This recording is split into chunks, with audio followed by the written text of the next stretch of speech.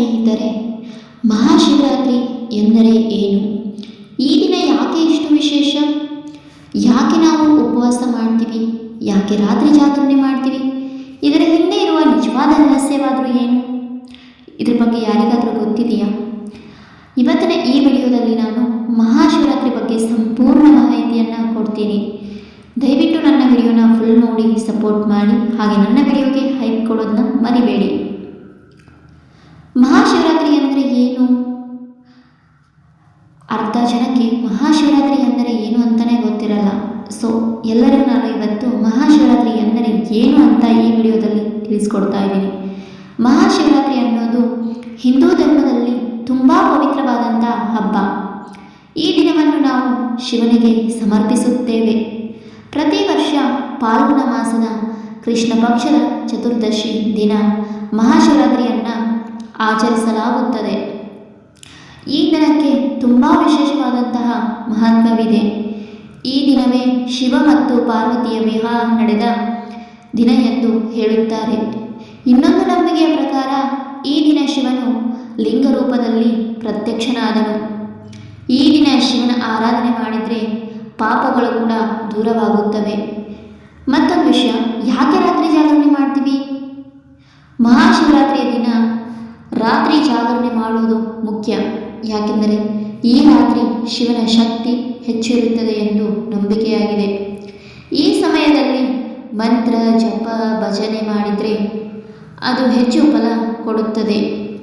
ಮತ್ತು ಇನ್ನೊಂದು ನೆಕ್ಸ್ಟ್ ಏನಪ್ಪ ಅಂತಂದರೆ ಉಪವಾಸದ ಮಹತ್ವ. ಈ ದಿನ ಉಪವಾಸ ಮಾಡುವುದು ತುಂಬ ಮುಖ್ಯವಾದದ್ದು. ಉಪವಾಸ ನಮ್ಮ ದೇಹ ಮತ್ತು ಮನಸ್ಸನ್ನು ಶುದ್ಧ ಮಾಡುತ್ತದೆ. ಇದು ಭಕ್ತಿಯನ್ನು ಹೆಚ್ಚಿಸುತ್ತದೆ. ಪೂರ್ಣ ಉಪವಾಸ ಮಾಡೋಕ್ಕಾಗಾದರೆ ಹಣ್ಣು ಹಾಲು ಕೂಡ ನೀವು ಸೇವಿಸಬಹುದು. ಶಿವ ಪೂಜೆಯ ವಿಧಾನವನ್ನು ನಾವು ತಿಳಿದುಕೊಳ್ಳೋಣ.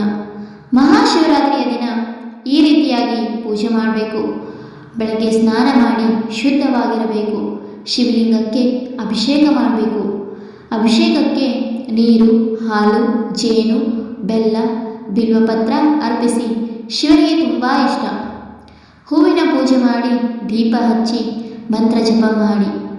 ಓಂ ನಮಃ ಶಿವಾಯ 4 ಕಾಲ ಪೂಜೆ ಮಹಾಶಿವರಾತ್ರಿ ದಿನ.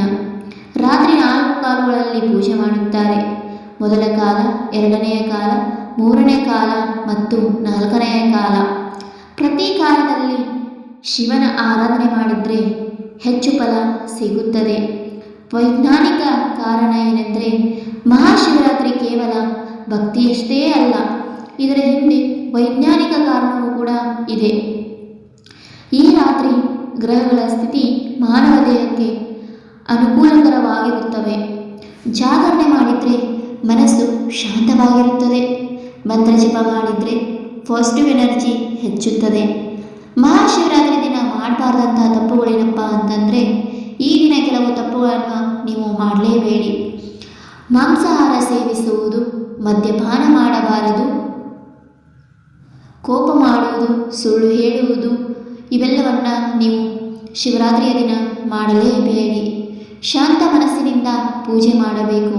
ಶಿವನಿಗೆ ಇಷ್ಟವಾದ ವಸ್ತುಗಳು, ಶಿವನಿಗೆ ಕೆಲವು ವಸ್ತುಗಳು ತುಂಬ ಇಷ್ಟವಾಗಿವೆ. ಬಿಲ್ವಪತ್ರೆ, ಹಾಲು, ಜೇನು, ಗಂಗಾಜಲ, ಧೂಪ. ಮತ್ತು ಮಹಾಶಿವರಾತ್ರಿಯ ಫಲ ಏನಪ್ಪ ಅಂತಂದರೆ, ಈ ದಿನ ಶಿವನ ಪೂಜೆ ಮಾಡಿದರೆ ಪಾಪಗಳು ಕೂಡ ದೂರವಾಗುತ್ತವೆ, ಮನಃಶಾಂತಿ ಸಿಗುತ್ತದೆ, ಜೀವನದಲ್ಲಿ ಸುಖ ಬರುತ್ತದೆ, ಸಮಸ್ಯೆಗಳು ಕಡಿಮೆಯಾಗುತ್ತವೆ. ಸ್ನೇಹಿತರೆ, ಮಹಾಶಿವರಾತ್ರಿ ದಿನ ಭಕ್ತಿ ತುಂಬ ಮುಖ್ಯ. ನಾವು ಮನಸ್ಸಿನಿಂದ ಪೂಜೆ ಮಾಡಿದರೆ ಶಿವನ ಆಶೀರ್ವಾದ ಖಚಿತವಾಗಿಯೇ ಸಿಗುತ್ತದೆ. ಹಾಗೆ ಓಂ ನಮಃ ಶಿವಾಯ ಎಂದು 108 ಬಾರಿ ಜಪಿಸಿ. ಈ ವಿಡಿಯೋ ನಿಮಗೆ ಇಷ್ಟವಾದರೆ ಲೈಕ್ ಮಾಡಿ, ಶೇರ್ ಮಾಡಿ, ಸಬ್ಸ್ಕ್ರೈಬ್ ಮಾಡಿ. ಮತ್ತೊಂದು ಹೊಸ ವಿಡಿಯೋವೊಂದಿಗೆ ಸಿಗ್ತೀನಿ. ಅಲ್ಲಿವರೆಗೂ ನನ್ನ ಚಾನಲ್ನ ನೋಡಿ ಸಪೋರ್ಟ್ ಮಾಡಿ. Take care. Bye bye all. ಓಂ ನಮಃ ಶಿವಾಯ.